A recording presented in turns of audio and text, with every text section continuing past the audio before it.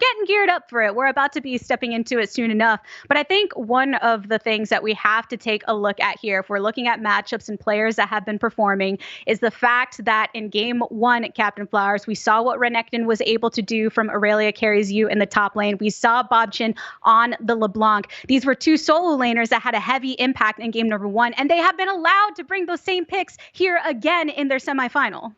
When you look at the focus on Irelia Carries You, they always ban Irelia away first because it's his namesake champion. It makes sense. I don't expect you to drop an Irelia ban for a Renekton ban when the dude has Irelia in his name. That would be foolishness. Now, on the LeBlanc point, I am a bit surprised to not see that one banned away in the first round, but to play devil's advocate to myself, if you ban that one away, but then don't ban the Leona away, all that's going to happen is they pick Leona instead of LeBlanc. Aoki's able to get his namesake champion, and then you have another problem which could be equally threatening. So if you're looking at it step by step in terms of what each step means as a consequence for the next one, it sort of makes a little bit of sense. As Wings of Death is forced to flash away, we're already into the game, and we got some bloodshed maybe coming out. Nope, just a summoner spell. And we're all walking home. Yeah, so what was I saying? Tarzan is going to be looking for blood right off the bat. We almost got first blood before the first minute comes through, but now they got to be careful because they're going to be walked through multiple members. Tarzan tanking some damage here on the front as Kitsuo goes in. Nice sidestep over the binding there. Tarzan hasn't got a flash. The boy took Ghost. He's stuck in the pit. This is going to be his grave, and Tarzan is first blooded by the kid himself. That's absolutely crazy. They're going to be fighting first blood before the waves actually crash, and it's going to be on Olaf, right? He's the one who's normally looking for all of these kills, but he ran into the pit. He didn't think about where the rest of the team was because they only saw one person and didn't have an opportunity to run in a different direction by the time he was actually getting jumped on. So this is going to be really big. Victor's already a super strong laner.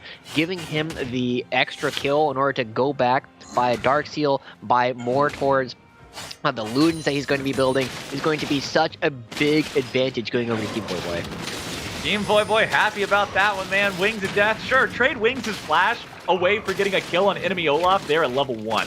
That's fantastic stuff. Everybody except for Wings did get an assist on it too, so a little bit of extra money in almost everyone's pocket. Wings happened to go back and just make sure that he wasn't caught out after losing that summoner spell. Perfectly understandable as Bobchin gets some favorable trades in mid. Back up here in top side, it's Wings' job to just be the meatball here on the team. Nobody's expecting him to slam this lane as a Malphite against a Renekton. That would be pretty ridiculous. But once he gets into the team fights, we do need to see him hitting some big ultis. The main target, of course, for those will be Tyler1 himself. Bobchin is going to be diving in with Tarzan and Irelia Carries You. This 3-man diving squad is there to work together and just blow up the enemy backline, while it's Tyler1's job to contribute to the damage from a safe distance to the best of his ability. I don't expect Ziggs to drop the satchel and go flying through the air to help these guys. I expect him to prioritize keeping himself alive, maybe bait some people back to him, depend on Morgana to throw out a couple of bindings to keep him safe. Yeah. You don't have anyone like the Olaf who's going to be ignoring the crowd control on the side of Team Voyboy. Once Wings of Death finishes his unstoppable force, he stops being unstoppable. Suddenly, you can just keep him on the backside. There's not a whole lot left to do. So we'll see whether or not Tyler1 is actually able to do that. Last time, in the last game, his job was to die. This time, his job is to stay alive as long as possible. Yeah, you definitely can't be taking the Karthus strat of just walk your face into every projectile and make sure you die in the middle on Ziggs. Unfortunately, not quite as viable on every champion here. As looking at the farm across the board, everybody's about the same. No big lane advantages here in the first couple minutes of gameplay, as the bottom side Scuttle Crab was already secured by Kitsuo on the Graves, and Tarzan's Olaf will pick up the top side crab here for himself. Moving into the enemy jungle, trying to do some counter jungling.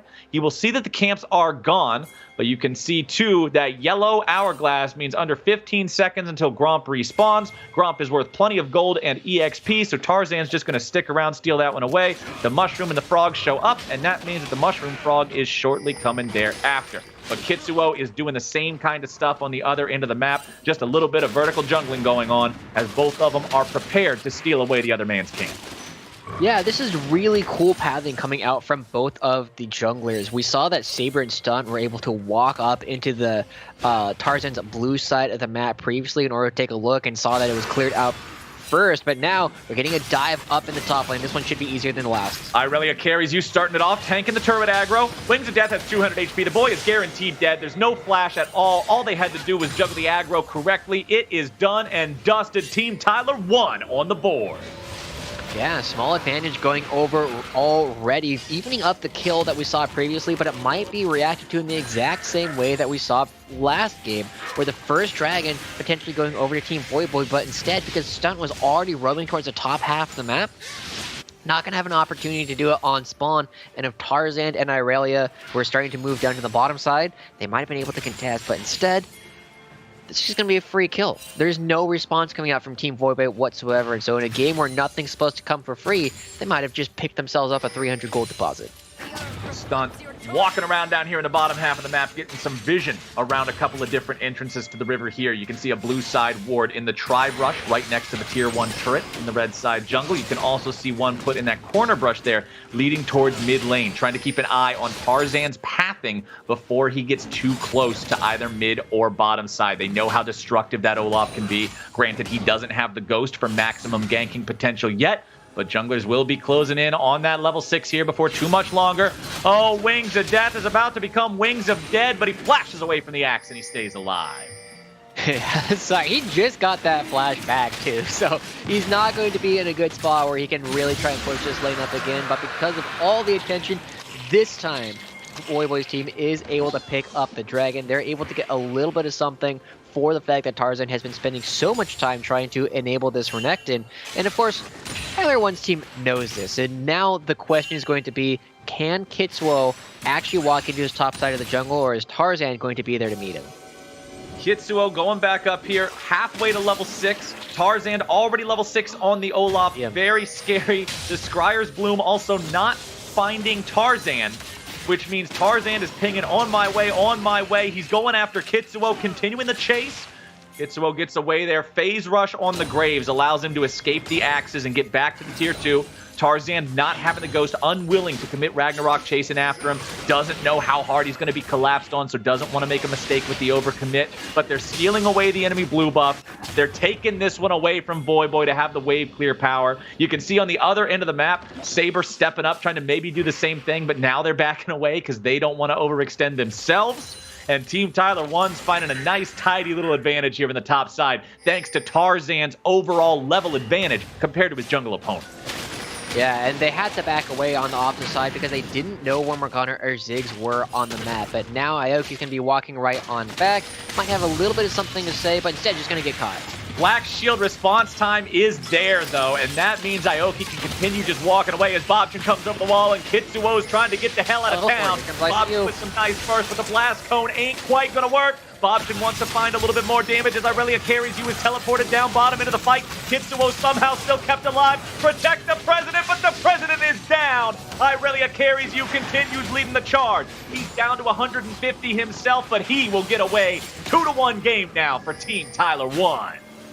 Yeah, I don't know why I doubt Aoki. He's got those reflex tests coming through. Just sees the Naokai, instantly black shields himself, and everything is A-okay. And this is going to reward Tyler1's team with even more of Kitsuo's jungle. They're not necessarily taking it all for themselves. Tarzan is willing to share it with the rest of the team, but now Voyboy's got to be careful because there's an Olaf right around the corner. Yeah, Voyboy's trying to trade back and forth with Bobchin, but it's not just Bobchin chilling out here with a couple of helpers right next to him. Now, Wings of Death finally got some breathing room up here after getting ganked multiple times in the top lane. He'll grab some turret plates for his time, catch up a little bit in terms of farm, but Irelia carries you is perfectly happy to commit that teleport to make sure they won on the other end of the map. 600, 700 gold lead thereabouts for Team Tyler1 as they come out on top in that play. I am impressed with how long Team Voyboy was able to keep Kitsuo alive there. Big props to Bobchin as well, recognizing that Graves was going to use the Blast Cone and flashing forward to make sure he stayed in chain range to get that root. But at the end of the day, it's still just one kill. Team Voyboy needing to find a way to get themselves a proactive play going here because it seems like it's Team Tyler1 that's always on the offensive. Yeah. Voyboy's team has been very reactive so far on the map, and Kitsuo thought he was in the right spot, not looking to go for the same kind of trade as he did the first time, but ended up going down, and now Wings of Death, now he's starting to come online a little bit, right? He's got the Bramble Vest, he can cut down on this Renekton's healing, but they might be trying to opt into a 2v2 here, and I can't imagine that's going to go particularly well for them. So an interesting way about how Bramble Vest works in regards to healing and why I criticize this pick and this itemization choice in certain matchups. Renekton can choose not to have his healing reduced by this item, as now Wings of Death is going in. We got a TP showing up. Irelia carries you in Dominus.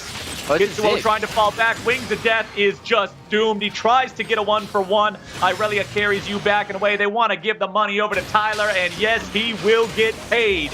Team Tyler1 picking up a kill, grabbing Shelly too, and everything is going their way here in this early game.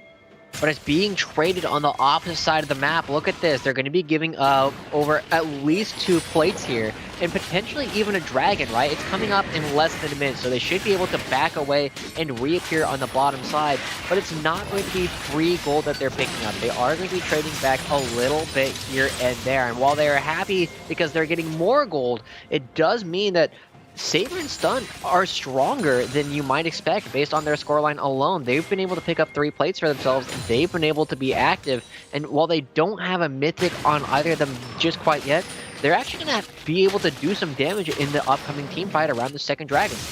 Man, I will take a Rift Herald plus a full first turret with 5 plates over giving a couple plates over to the enemy bottom lane any day of the week. Team Tyler1 feeling great about how these events have transpired. 2,000 gold ahead, combining the Rift Herald charge, which takes off slightly over 40% of a turret's health, with the Satchel charge, which executes it below 20. You don't even have to do half of the thing's health yourself before you're just going to get a free kill on it. Ziggs is so valuable for taking down these standing objectives on the enemy team. And Team Tyler1 has now found their way into the Baron Pit, and Team Voyboy wants nothing to do with it. Yeah, they see a couple of Gore Drinkers in the inventory of Renekton and Olaf, and they do not want to take that. Despite the fact that Aoki's only level 5, doesn't have access to the ultimate, they weren't ready to go for the fight. They don't have any big item spikes of their own. Now they gotta wait a little bit longer, and it does beg the question, when are they actually going to be willing to go for some of these fights? Are they going to wait for mythics to come out? Are they going to wait even longer? Because there's a lot of gold still being funneled into the side of this Renekton, into the side of this Olaf. Renekton and Olaf with the Gore Drinkers ready to go. LeBlanc and Ziggs both have their homework or whatever Lost Chapter is supposed to be. That's not nearly as scary as a Gore Drinker, but it gives them the mana to keep on pushing the lane every time they level up. Irelia carries you, continuing to defend this turret that, even though he had to leave earlier, man, doesn't matter. Still standing strong at 2.5 plates. Still another 90 seconds remaining until that plating falls. And with Rift Herald not available on the map, I don't see a world where Team Voyboy is able to take that one down. Now, Tarzan on the Olaf, still maintaining a slight farm lead over his opponent. 0-1-1 here so far, so pretty okay showing in the jungle. Not taking over anything just yet. Dove does have his free boots kicking in, so the man's got some footwear to run a little bit faster. And remember that the thing that I'm looking for in these team fights is Olaf going in, Renekton going in with him, Morgana providing the black shield to Renekton, so you have 2 CC immune divers just causing havoc behind enemy line. Saber, Voyboy, and Kitsuo will all be very vulnerable to this. Kitsuo, of course, with stacking up the True Grit, will have more armor, but if you're just initiating out of nothing, Graves will not have those stacks and can be blown up practically as easy as the other two. Yeah, and we're seeing right now Saber itemizing for the Kraken Slayer, and we already touched on how much dive threat there is coming out from the T1 side. He's not going to have the same kind of survivability that a Gale Force would provide in a mobility sense. He's not going to have the same kind of ability to withstand damage that he might get from an Immortal Shield bow. Instead, he's saying, I think my front line is going to be strong enough, but now we're finding Kitsuo. This should be a kill, I believe. No, Kitsuo gets away with a well-timed flash. Tarzan wanted to commit the Ghost, commit the Ragnarok, go all in there, and yes, you do still come out on top in the trade. Kitsuo's down to 25% HP. He cannot participate in this fight any longer. Ulti also extended there, but now we might have a team fight anyway. Kitsuo moving forward, Maokai ulti coming out. Smite comes through, and it's Kitsuo who gets the red buff. TP showing up from both top laners as Bobson jumps forward, and Voyboy's looking for the damage with the Chaos Storm. Irelia carries you, jumps in, and immediately finds the CC onto the kid. But now both sides are walking away. There's nothing left to fight for. Aoki taking a lot of damage here as the Maokai follows him over the wall there with the roots. And Saber's got damage over the wall, nearly taking him down, but nearly don't get it done, Joshi. Aoki with the absolutely incredible baiting skills. Draws his opponent over the wall, stays alive, and turns this into a 4-1 game. Oh no, it's such a tragedy. He got so low, but he's able to create enough space over the wall. And of course, Lucian can't follow over that wall. He's not going to be willing to chase into the Renekton and the Olaf and everybody else on that side of the map. So, Stunt going forward, not going to have an opportunity to get back on out. So, again, reflex test coming in from Ioki. He's passing them with flying colors so far. And if he can continue doing that, it's going to be very difficult for Voyboy's team to do much of anything, because we saw Malphite Ultimate wasn't particularly impactful during that whole thing. They weren't able to find the damage that they needed. They weren't able to get onto any targets. And you see, there's still only one death from the very beginning of the game coming under Tarzan. After these first couple of games, man, the Maokai pick ain't looking so strong. His first pick there on blue side, not exactly looking like it's worthwhile to go for that over everything else. But at least for Team Voyboy, it's still not the end of the world. 2K gold deficit 15 minutes. Yes, it's severe, but it is not game-ending on its own. Immortal Shield Bow picked up for Kitsuo here, so wants to make sure he has extra survivability. I like this choice. But Voyboy has to continue farming up. We need this Victor to hit real power spikes if Team Voyboy wants to be able to win a team fight, because they have to have him come online. The rest of your damage threats are pretty much just physical. AP Maokai is not a huge threat. Tank Malphite is not going to be contributing a ton of damage either, so Voyboy must stay ahead of the curve. See if he can do that. He does have a kill. He was the recipient of the Tarzan's early death. And now he doesn't have his Mythic. He doesn't have the Ludens. And look at the damage that Kitsuo is taking. There's no way that he's able to stand up to this right now. This Bob Chin is going to be doing so much damage in all these fights, just popping over walls. And if you can start to chunk out some of these backliners, it's going to be a very, very difficult fight if they don't have the damage necessary. ICU already on his way down because the team fight counter is counted down. Wings of Death probably wants to be a part of this one, as Voyboy's finding some damage onto Ioki. He's not getting away this time around, and Voyboy gets the kill with a Chaos Storm. Cullen keeps Tarzan away before we can collapse and find a return kill. But the Drake is still aggroed by Team Tyler1. Wings of Death has made his way down here. The rest of Team Voyboy still standing pretty strong, but Saber is incredibly vulnerable right now. Down to 1/3 HP, he is a very easy target for Bobchin and Tarzan, and Irelia carries you as the Maokai ulti's coming out. Wings positioning himself in a spot where if anybody gets caught out by that one, he can follow up with his own ult to initiate. Well played from Team Voyboy, getting themselves a pick and taking the Drake. Yeah, that was really good. I really like that Maokai ultimate just being thrown out proactively, because it's just there to literally zone. It is there to make sure that T1's team doesn't come in. And they were a little bit split. T1 was off on the side of the wall. There wasn't a lot of threat on him, but he wasn't able to walk up because of how quickly that can change. And oh no. Oh no, Wings. Okay, never mind. He's just chilling in the purple jacuzzi there for a second. He'll get out. Look at this. There's a lot of pressure in the bottom side of the map. And again, nothing in League of Legends is supposed to come for free.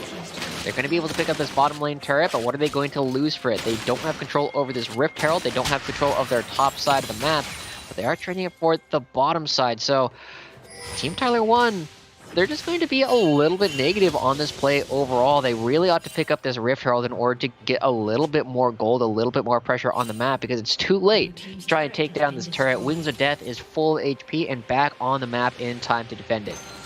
Well, the turret, you do see a blue turret drop, and it is in that top lane tier 2, man. Remember that earlier when they summoned up Shelly, she was able to march down the lane and get that second headbutt off on the turret, so pretty easy to follow that one up with the damage later. They had enough bodies nearby to allow Irelia carries you to push that one down and still get away to safety. So 2-1 overall turret lead here for T1. A little bit over 1,000 gold lead here for these guys. Team Voyboy still holding on here, making sure their opponents don't run away with it, as you got Wings of Death getting that mythic item completed. The boys got the Frostfire Gauntlet, or whatever I'm supposed to call that now. I look at it as a blue glove. And you got Team Tyler1 always on the lookout for more plays to be making.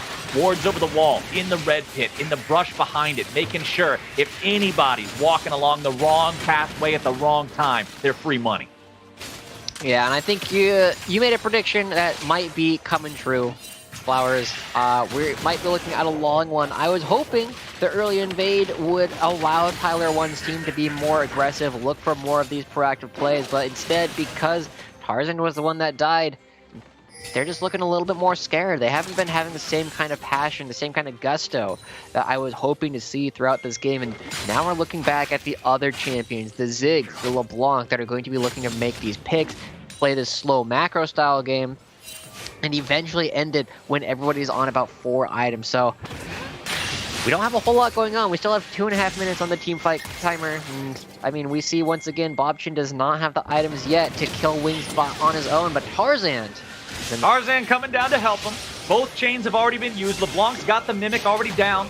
Wings of Death, probably no way out of this one. Bobchin with the repositions trying to get out, but no! Wings of Death claps him and slaps him, and the man is rock solid. It don't even matter that that was a 1-for-1, because 1-for-1 was the goal all along, baby. All right, but what do they get? Look at ICU. Okay, Aurelia carries you, tanking up here in the 1v3, flashing over the wall, trying to stay alive. Kitsuo goes after him, trying to chase down the Renekton, and Saber follows up on his teammate, and they get it done. They finally shut down the Crocodile, and now Aoki steps forward, maybe a little bit too close for comfort here, dropping the ulti as Voyboy continues on the chase. Kitsuo needs some more, but he don't need it when Voyboy is there. A killing spree for the kids, and the game is tied 5-5.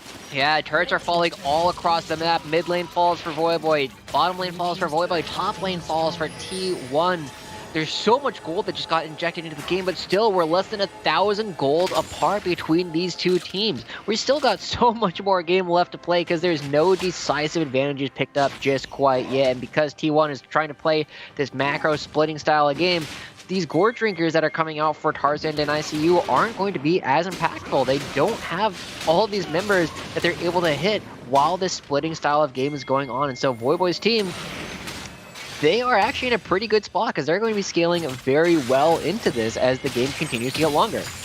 Boy, do I love seeing 3 active application Grievous Wounds items on the champions that can apply it here for Kitsuo, Voyboy, and Saber. They know that both the enemy frontliners are drain tanks and not traditional tanks. For those of you who don't know the difference in what those mean, a traditional tank just has a lot of defensive stats. He's hard to kill. A drain tank is more of a bruiser, but with an incredible amount of lifesteal or omnivamp in some form that just keeps their health bar regenerating at a ridiculously high rate. Grievous Wounds is exceptional against drain tanks. Even if healing does feel overtuned right now, Grievous Wounds is supposed to be the intended counter. So I'm happy to see these items pulled out here, guaranteeing that they can focus fire on these divers as they come in. They can't just try to go after Tyler while they're being jumped on by Olaf and Renekton. Olaf and Renekton must be addressed first. And now we've got the Drake spawning up, and we're going to have a 5v5. Now Coyote coming in over the wall. Wings of Death here on the front line. Voyboy might be the target. Tarzan's going in. Starrick keeping him alive here with a shield, but the damage is coming out, and Tarzan is down. King of the jungle no longer. As Irelia carries you, dies next. Coyote trying to find a little bit of time, but it's no even fight here so far. Tyler1 getting himself away. You better run, you little explosive Yordle. They are after you tonight. He slays the dragon. Tyler1 don't run. He gets it done and takes the objective. And we're still less than 1,000 gold separating these two teams, but we're already starting to see some of the seeds of destruction coming through for Tyler one side of the map.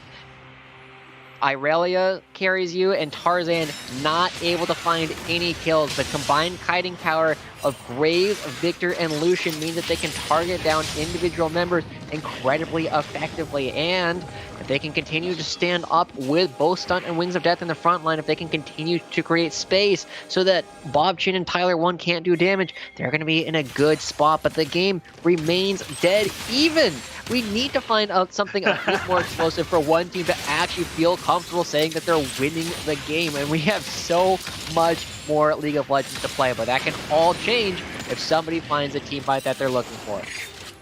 Man, I told you this wasn't going to be no 25-minute game. This is going to be crazy. Done in the chat. Is finals today as well? Yes, sir. We are playing. The quarters already got played. Semis are being played right now. After this, it will only be a best of 3 here for the finals remaining, and we will do all of that here today. This event is wrapping up by the time I was going to say when the sun sets. The sun sets at 5 p.m. because of daylight savings time, so never mind. It's not going to be done by the time the sun sets, but by the time we all go to bed, yeah, it's going to be done. And Bobchin is walking away from this fight up here in the top side. That one's already done. There was no fight to ever be had. Game's 400 gold apart. 2-2 in the Drakes. 2-4 in the turrets. Team Tyler1 having better control over that aspect of the game. but Team Voyboy seemingly unfazed so far as Tyler1 continues wave clearing. And this is what you want to see out of the Ziggs. Maximize the range, let them things bounce, dribble the bombs like you're going to dribble the ball, just shooting hoops with your buddies. Don't worry about it. Make sure that you're never putting yourself in a bad spot. Because throughout the entirety of this game, Tyler's not going to have protection. His teammates are not worried about bodyguarding him. They are worried about diving the enemy squad. That's how they succeed. So it's up to Tyler to keep himself in a spot where he's able to succeed. 1-0-3 so far on the Ziggs. I think he's doing an all right job. Yeah.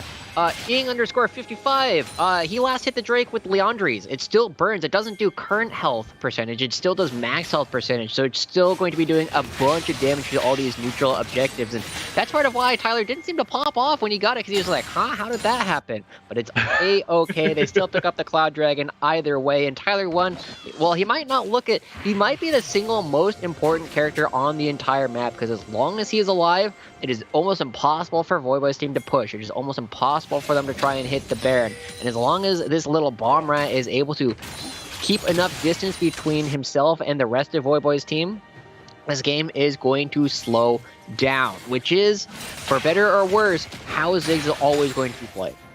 Excellent point pointed out by our third commentator of Twitch chat. Renekton and Olaf's itemization is identical. Their scoreline is identical, and their farm is 20 apart. They even have the same number of control wards now. These boys are playing League of Legends with the same mind as Bobchin, just trying to put on the old juke boots, get himself away from this three-man collapse. Kitsuo drops the smoke screen to pop the spell shield. 2 TPs coming in now. Kitsuo caught out, flashing away, wants to get over the wall right into the waiting arms of Aoki, bound up, stuck in the purple jacuzzi, and the boy ain't getting out. Tyler1 gets the shutdown there, and that is a good punish and a fantastic outplay from Bobchin. Wow, that is so many resources committed to just one kill onto Kitsuo, but it might be what this game needs in order to actually break open. With the jungler dead, Tyler1's team is now marching towards the Baron, but this is scary for them too. There's a Victor on the other side, and they realize that by the time they get over there, it's like, this might not be our best idea. But with so many teleports now coming out, it means that Tyler1's team isn't going to be able to play the same kind of macro game for the next couple of minutes, at least nowhere near as effectively.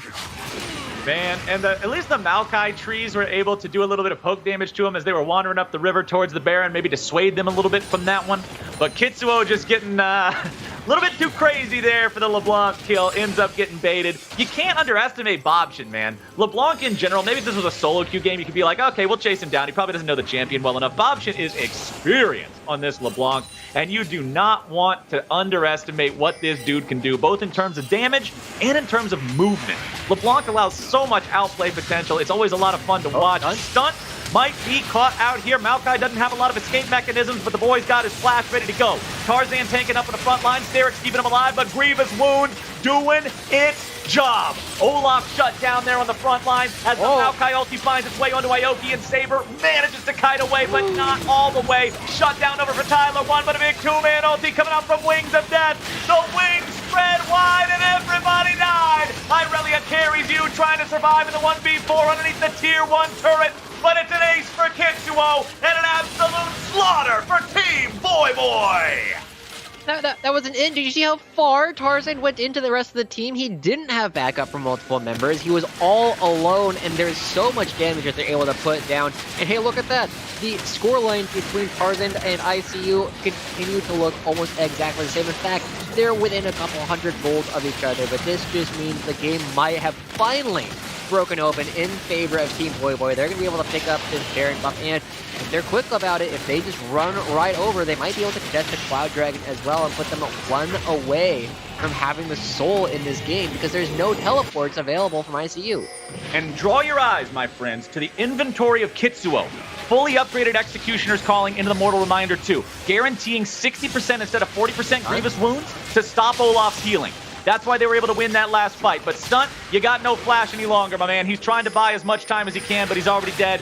That was a pretty big error there. Culling coming out, Bobchin running away. If they can pick up Bobchin as a trade, this is what I'm talking about, man. You trade AP Maokai 1-for-1 with anybody else, congratulations. You lost AP Maokai, and they lost something that's not AP Maokai. That means you won. Fantastic turn of events here for Team Voyboy. They grab Aoki and Tyler as well. Now they're going to take the Drake, and everything is going their way. Yeah, Tyler1's team, I mean, they have to make these desperate plays. They have to try and find something because the game has suddenly become so difficult for them to try and play standard. They thought they found a pick onto Stunt, and honestly, they were right. They killed him, but they weren't able to find an exit afterwards. They didn't have the tools necessary. They didn't have enough mobility left in the tank to get themselves out, and giving over 3 kills and putting their opponent 1 away from this Cloud Soul is huge because every single one of these members is going to love having the movement speed, either running forward to try and contest Tyler1 and Bobchin, or hiding backwards because we've already seen how effective Kitsuo, Saber, and Voyboy have been throughout these team fights at dodging all of the damage that ICU and Tarzan have been able to put out. Holy moly, man. Team Voyboy. The good vibes, the bros, the buddies, the guys that are playing to have a good time together are absolutely making the multi-time champ Tyler1 sweat for this game. It is a 5K gold lead for Team Voyboy. It is 1 Drake away from a soul. These guys are playing some fantastic League of Legends here so far. Saber's still got that Baron buff pushing out here in the mid lane. 4, 1, and 6 on the Lucian. Does have a 60% crit chance with those items already completed here in the inventory. Of course, because he is at that 60% threshold, that means he's also getting more crit damage out of the Infinity Edge itself. Very scary stuff. And the continued synchronization of itemization is there for Irelia Carries You and Tarzan as they're both building the Spectral Cowl next, which, while it will help against Voyboy's damage and it will help against some of the bursts coming out from Wings of Death's initiation, that ain't going to do nothing against Graves and Lucian. Because the bullets do not care about your magic resist, my friends. As the mid lane tier 2 falls, it is the turret advantage over to Team Voyboy for the first time this game. And Team Tyler1 finds themselves stuck in their own base. Yeah. Remember what we said about Tyler1 being the single most important person on the map? Still true. Even with his Baron buff, he's able to clear out all of these waves. He's able to provide enough safety. He's able to drag out this game so that T1's team can start completing some of these items so that they can actually have a chance to go for some of these team fights, because right now they're a bit hopeless. They're going to be losing all of the outer turrets, but as long as Ziggs is alive, their inhibitors should stand. They should be able to find something. They should be able to start poking over the wall. The difference is Bobchin is now level 15 compared to level 17 already coming out from Wings and Voyboy. He's not going to have the damage. He doesn't have the burst necessary to actually take down a lot of these tankier members. So it's going to limit a lot of their opportunity to try and find plays. And I got to give some props to my boy Wings of Death there in the top lane. He was having a miserable time in laning phase. First, he has to play against Renekton, which nobody has fun doing because Renekton is such a good champion into pretty much everything not named Quinn, and Quinn is a troll pick. And then he gets ganked 3 times in a row, one of which is a 3-man dive that just gets him absolutely murderized. But he keeps his cool, he stays relevant in the game. At some point, he's 0-2 and 0, and things are just looking rough, but the boy bounces back with some big ultis when they matter, and he's 4-3 and 2 now.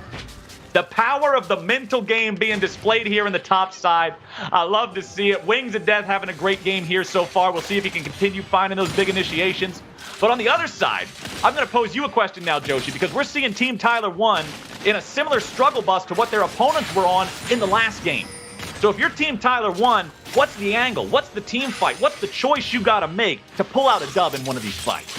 Yeah, I mean, the problem is they don't have good initiation tools, right? They don't have a way to get a team fight started other than just running air opponents really quickly. And with less than a minute now on, or just over a minute left on the team fight counter, you gotta find a pick in this kind of period. You're trying to find a vision in one of your quadrants of the jungle to try and catch somebody out, but instead, because they don't have the vision necessary, they are being the ones caught out instead. Then they're going to be late to some of these fights. Bobchin needs to find something. You gotta find a binding coming out from Aoki, and I don't know if they're going to be able to do so. Look how aggressive Saber can be because he's the same level as Tarzan. Time is running short, my friends. What is that, 34, 33 seconds until the Drake spawns? Team Tyler1 wants to respond to this one. Now, importantly, the Drake is going to spawn about 15 seconds before the Baron. So Team Tyler1 can't just say, okay, if you try to take Soul, we're going to threaten Baron, because it won't be around. And with a 15-second delay, it means that Team Voyboy can burst the Drake, rotate over to the Baron, and stop them in time. So if Tyler1 tries to play this, Team Voyboy should just be able to recognize, hey, that's not a viable option for them. Yeah, they're walking up to Baron. This plan doesn't work on a 15-second delay. If Saber and Kitsuo alone are down there, They get the Drake. There's no concerns about this at all. This is not the right play if they're trying to do a rush for Baron. I don't know if they're trying to bait it or if they're just trying to get control in topside, it's fine. I'm cool with that. Yeah, great. Fantastic. Gucci, bueno, phenomenal. But now it's Stunt nearly getting himself 100 to 0. Bobchin with the damage and the escape back over the wall. Yeah, this is true. As long as the game is going, LeBlanc will have more and more opportunities to try and burst people out. And seeing what he can do to Stun, imagine what he can start doing to all of the other squishy characters on the team. Kitsuo might be able to survive. He's got the Immortal Shield though, but there is nothing similar currently in the inventories of Saber or on Voyboy, and that just means that they can get bursted super, super quickly. And Wings of Death, this guy is so big in a very literal sense, right? He's got the Frostfire Gauntlet, so I love that stupid literal size. Right? He builds armor too, and he gets more literal size. Like, this character just gets really, really large. That's my favorite thing about that stupid item as a mythic. Everything else has some sort of bonus to it that makes sense in League of Legends, like more damage, more health, more armor penetration. And Frostfire Gauntlet just says, it's okay, bro. We're going to make your champion bigger because it's funny. I love it. I wish it was on more. I wish I had percent increased size on everything. We just had these giant Godzilla-sized champions running all over the Rift smacking stuff. That would be great. Unfortunately, we just got to settle with one Godzilla here in this game, and his name is Wings of Death. 5 items completed now. Just needs that 6th one to round it out. Has the stone plate for the big shield when he goes in for the initiation. Team Tyler1 still looking for their chance. Bobchin showed us that he nearly has the damage potential to zero out the enemy support at whim. At will. On a whim. Whatever. I messed up the word. That's okay. Whenever he feels like it. It's all good. Whenever he feels like it. But Wings of Death, whatever he can to prevent this. Wings getting caught out here by binding, but they're not going to commit to this. Team Voyboy has started up the Baron. They got the Baron already down. Tyler1 and the squad were not even aware of what was going on, and Team Voyboy got it done. Wings of Death tanking up here in the mid lane as Tarzan has to run away. Black Shield will save his ulti from needing to be expended here. But with Baron up and running for the second time this game, Team Voyboy's feeling good. Bobchin up the wall, looking for stun, needs the damage. He's on a mission, baby! Ballistic Missile Maokai is chasing Bobchin down. The tree baby's running under the brushes. Kitsuo's grabbing the kill. Onto Aurelian carries you. Saber with the bullets, finding another one here. That stun gets the outplay and takes down Bobchin. Everybody on Voyboy still left alive. That is a 5 for 0. That is your ace. That is your game-winning play for Team Voyboy, and Team Tyler1 will be eliminated in the semifinals. Of all the ways for this game to end, I was not expecting to see Maokai chasing LeBlanc for nearly a quarter of the map. He just goes all the way over, locks him down, and because of all the distraction there, the rest of Tyler1's team couldn't create space. They all ended up going down, and it was an explosive end once somebody finally had a lead. They were able to take it down so quickly, and I was expecting it to happen about 10 minutes sooner, but when all is said and done, it is still going to be one team fighting the lead and rolling the rest of the game over. Yeah, that's absolutely crazy. Team Voyboy